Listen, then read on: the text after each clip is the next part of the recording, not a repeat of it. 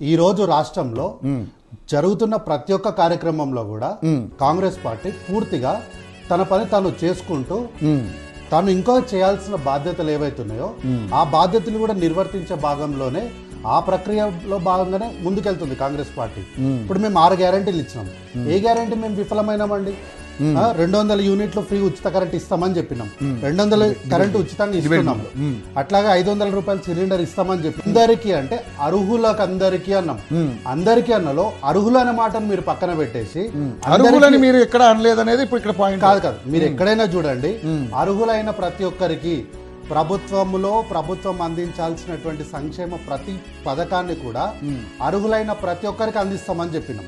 అయితే ఇప్పుడు ఈ అర్హులనే పదాన్ని పక్కన పెట్టేసి వీళ్ళందరూ అనే పదాన్ని పట్టుకొని వీళ్ళు మాట్లాడుతున్నారు. ఏ పథకమైనండి ప్రభుత్వం ఈరోజు మేముండొచ్చు, రేపు పొద్దున ఇంకొక పార్టీ కూడా ఉండొచ్చు, కానీ ఏ పార్టీ అయినా ప్రభుత్వంలోకి వచ్చినప్పుడు అధికారంలోకి వచ్చినప్పుడు అర్హులైన వాళ్ళకి ఇవ్వాలనే చూస్తుంది.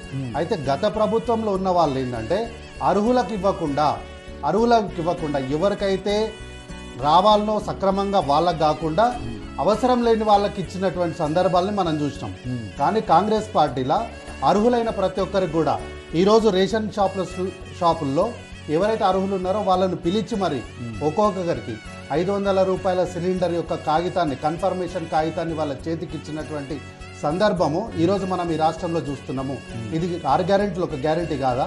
అట్లాగే 200 యూనిట్లు ఉచిత కరెంట్ అన్నప్పుడు లైన్మెన్లను కానీ కరెంట్ డిపార్ట్మెంట్లో ఉన్నటువంటి సిబ్బందిని ఇంటింటికి పంపించి వారి యొక్క వివరాలను సేకరించి ఈరోజు గృహజ్యోతి కింద ఫ్రీ కరెంట్ బిల్ ఇస్తున్నారు, 0 బిల్ ఇస్తున్నాం. ఇది 6 గ్యారెంటీలో భాగం కాదా?